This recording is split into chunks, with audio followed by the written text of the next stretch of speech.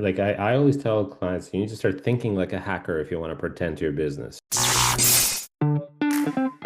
Welcome to the Five Questions podcast, where we unlock real estate and business insights one question at a time.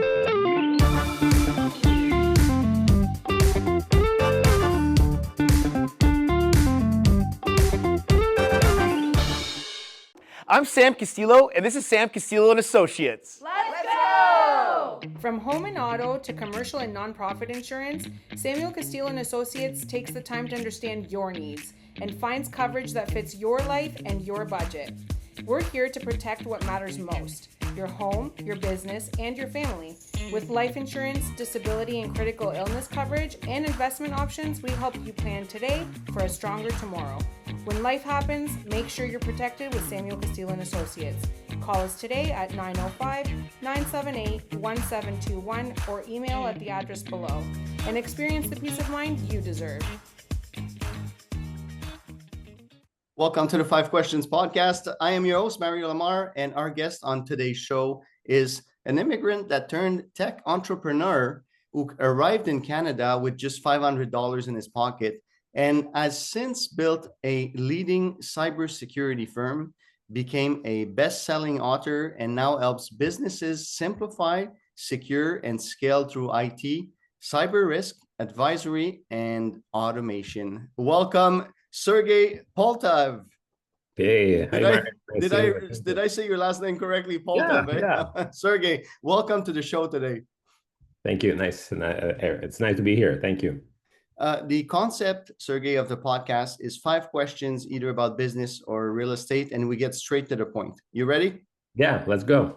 Okay, so first question I have for you, you're openly mentioning that you came in Canada in 2005 with only $500 in your pocket. What was going through your mind at that moment, and how did you stay motivated to build something from nothing? Sure. Well, how did it all happen is I was an exchange student to United States while I was in school. And I wanted to go to the United States well, I had an American dream.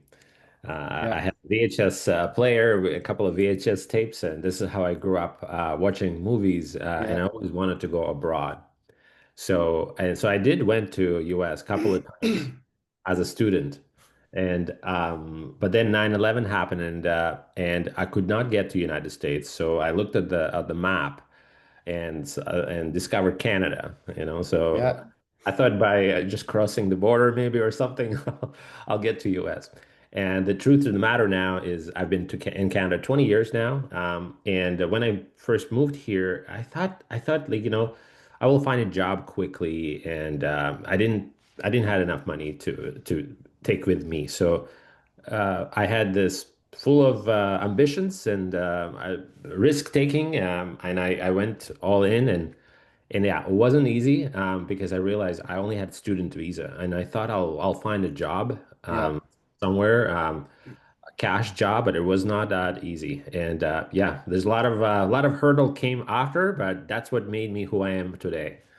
And so the motivation of success, I would say, from what I'm hearing from you, and making a life for you was pushing you to, okay, I got to find a job. But what happened when you did not find a job and you had to build something? No, absolutely. I really struggled in the beginning. I was not able to actually work. I had a student visa. Yeah. So the only job I could find is on the campus of a college campus, even though even that it was restricting me for a couple of hours. It was not easy. So I simply ran out of money very quickly, and I had no place to live actually. So I found a place. I found somebody who able to give me a room, and and then later I had to move to the basement of a church, so I was technically homeless, but that's every single day when I was living at that time. I thought, okay, I need to be successful. I came here for a reason, and yeah, and nobody would have hired me because I had no work permit. not because I had the skills. I was working a little bit under the table in the restaurant for $8 an hour. And but really, that's what made me on like an entrepreneur. So I started knocking on the doors, finding any kinds of opportunities. I Yeah. was hungry, literally and figuratively, you know. So I just had to do it, and Yeah. I didn't want to go back. I'm not giving up. I was very resistant to go back, and I just wanted to prove everyone that I can be successful. So. Second question, talking about going back, second question I have for you. Early in your career, you built your first business back in Russia, and even faced threats of from the mafia. How did that experience shape your mindset and influence the way you run businesses today? Yeah, absolutely. So yeah, running a business in Russia in the 90s or 2000, early 2000s was very, very, not easy. You faced there's lots of corruption, lots of Yeah. so it's not hard. It's not. It's sorry. It's very hard to actually run a business. You have to risk your life to do it. Particularly this particular incident when I faced mafia coming into the office to my place of business demanding money. It's really scary. But it taught me a lesson, first of all, resilience lesson. And in fact, this is how I went to cybersecurity business. I know that most of the cyber attacks happens in Russia. Yeah. There's a digital Russian mafia, if you think about that. In fact, Russia and Ukraine are the top two countries for cyber attacks. And what I've discovered is that, I had that experience in Russia where physical mafia came to me and uh, and demanded the money, and I wanted to fight them, but I couldn't fight them because I was just by myself. I had no weapons. I have Yeah. nothing. But I made my life's mission to help businesses and individuals that being targeted by a mafia, okay, but in cyberspace. So that's why I went to the cybersecurity, and now I have a cyber company that helps businesses stay away from that mafia. So the resilience, you never wanted to give in, and you found a way to outsmart the people that were causing you pain. And it's the same in business today, or even in real estate. You sometimes you have to think outside the box. 100%. Yeah. Question number three I have for you is: many people think that cybersecurity is highly technical. How do you manage to translate deep technical expertise into simple, business-friendly language that CEO and boards can understand? Yes, 100%. So I'm actually using analogy of a hacker. What I just described to you recently, like I always tell clients, you need to start thinking like a hacker if you want to pretend to your business. Hackers, they have a special mindset. They have tools. They have motivation of get into your bank account, into your computers. So when I speak with CEOs and leaders, I'm trying to explain them that the hackers are there doing this for a reason, and just trying to use less technical jargon. Really Yeah. simply is I explain them how hackers operate. That's my unique ability is to translate that in a simple language, and that's why I wrote a book called Hack Proof. The word hack means a lot of things, but for me, it's really the hacker, a bad guy, and he's trying to get into your and steal your information, destroy your company, get your money. Uh, so, and then I teach them what do you need to do to prevent hacker to do what he's supposed to do. Simple things, and I use the terminology of a house. How do you build a house? You need, which applies to kind of real estate as well. Every Yeah. business, to protect the business, you need to put something in to protect it as well, not just build it. Yeah, everybody's focusing on building a business, but protecting it, putting things in place that make this business resilient from cyber attacks, it's very important. And I'm trying to use very easy language like a house and a hacker, and that's how I do it. So you reverse engineer their process and break it down so people can understand. That's very Yep. smart of you. Number four, you've launched different ventures. We talked about your, IT security firm Mhm. to AI upscaled virtual assistant to social impact initiatives. How do you decide which problems or opportunities to go after next? How do you decide, oh, now I'm going to create this type of business? Mhm. Because No, they're not all linked, not all the same subject. exactly. So they're not really from first sight, they're not linked, but honestly, there are vertically integrated. So there's a vertical integration. So I'll give you an example. So I was running everything by myself. I was chief of everything officer, which brought me to lots of burnout and even caused my personal life. It was hard. My health deteriorated. So I learned that I need to hire more people. I need more help, more support. And that's where I started hiring virtual assistants. Yeah, Beginning, VA. I'm an IT company. I'm good with technology, but how do I scale my business? Well, I needed more people. Obviously, I'm not just hiring VAs, I also hire physical like staff. But for every physical person, we hire three in Philippines. So my goal was to create a distributed team. So we can work from anywhere, we can service clients anywhere. So it creates this big model. So that later turned into a VA company where we started offering virtual assistants to our clients. So you can see for my own need, I created this company. yeah, Then another thing, I wanted to really give back to society. I wanted to create my own nonprofit. But I learned nonprofits are very hard. Like you need to create a board, like so many policies.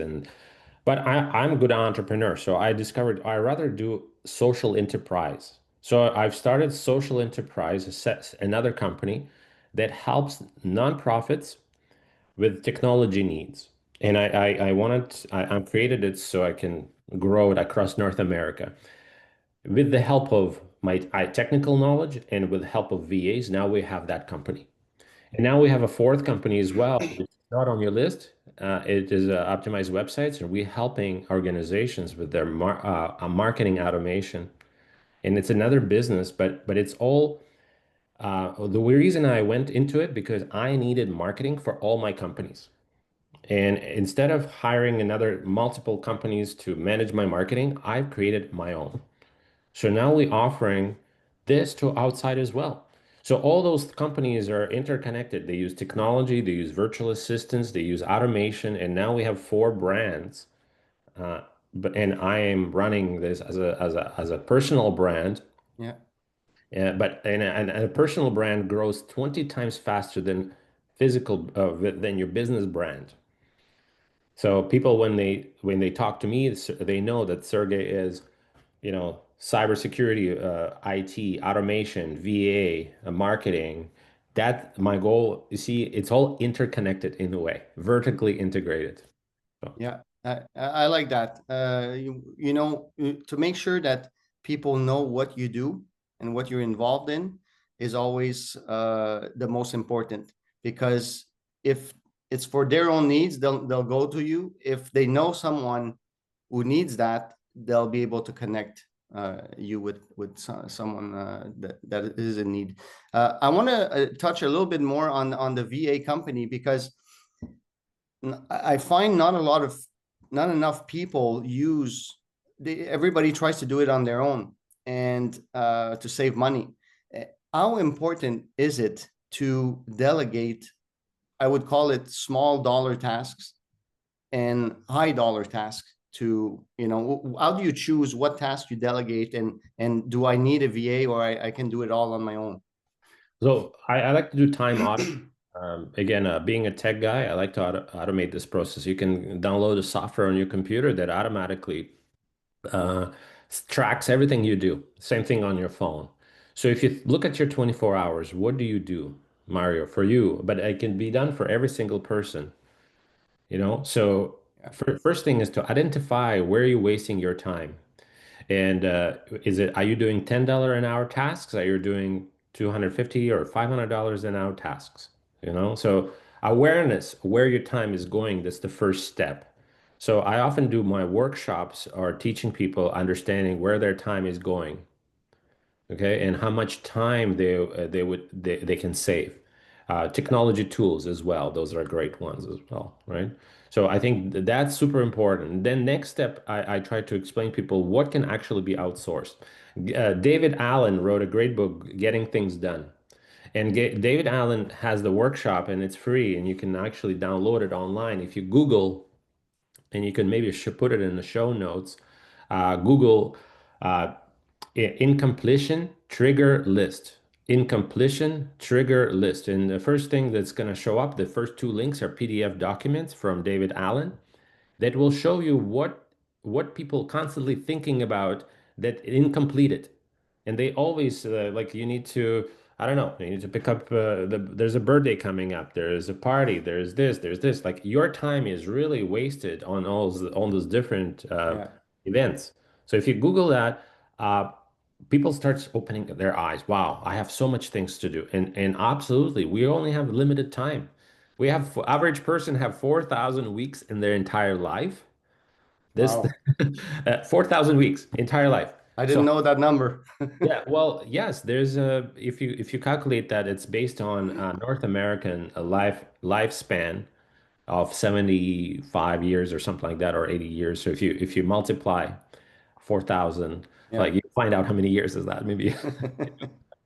But really, we don't have much time left, and we need to really enjoy the time. We need to go on more vacations, and people need to exercise more, sleep more, and instead they wasting their time on $5, $10 an hour tasks.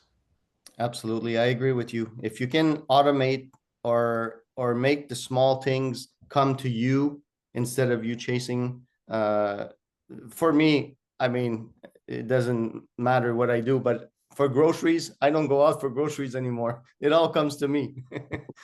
It's a Yeah. task that I don't have the time to do anymore, you know? Yeah, So, yeah, absolutely. okay, last question for you today. Looking ahead 5 years from today, with rapid advances in AI and cyber threats, what's one big mission or goal you hope to accomplish that could redefine our business approach, growth and security? Sure. This is what I'm named for. I'm named for I not just an IT guy. I like helping businesses simplify, secure, and scale. And you mentioned that in the beginning, in the title. So I think in 5 years from now is obviously the AI will be there, Yeah, and AI will do two things. It can help us, but it will also make us unsecure. There's going to be a lot of information leaked online because people don't know how to use AI properly. They put a lot of personal information. As a security guy, I know that that's not a good thing. It's going to be a lot of hacking going on, a lot of stealing going on. So, and I do recommend like a piece of advice is to really think about the 3S model, and what I just mentioned. Simplify. The simplify is just remove things that's unnecessary from technology standpoint. Don't have too many email accounts. Don't have too many computers. Don't have too many different services like you have files stored everywhere in Dropbox and Google Drive and Apple Drive. You need to simplify your tech stack. There's great CRM systems now that combine marketing, automation, everything. You don't need too many tools. The next thing is secure. Secure because and you need to do it in that order because you cannot secure your environment if you have too many things. Like if you simplify it, yeah, secure it. Secure it. Every app you need to secure with the password manager and 2FA built in. So that's, and again, less tools you have, try to use one email address and protect that. Don't use free tools, use paid tool. Like even if it's got $5, $10, use that. And next is scale. And scale is very interesting. Once you put yourself for success by simplifying and securing, now you can scale your business. Now you can hire VAs and give them access to your tech stack. Now you can use AI better. So I think this model, simplify, secure, scale, will be very relevant in the next 5 years because we're gonna see more and more tools. We're gonna have more cyber threats, and people don't know how to properly scale. So hoping this will give you it's not one thing, but it's my methodology, 3S methodology. Well, Sergey, it was a pleasure talking with you today. Obviously, you're a very smart guy. You understand the IT world, the cybersecurity. You obviously understand business, and I hope that our listeners can take a piece of your advice on their journey and help them in their businesses. So, thanks again for being on the show today. Thank you, Mario. Thank you. Bye-bye. Thanks for tuning in to the 5 Questions podcast. If you enjoyed today's episode, don't forget to subscribe, like, and hit the notification bell on our YouTube channel so you never miss an episode. Stay tuned for more insights and tips to transform your real estate and business game. See you next time.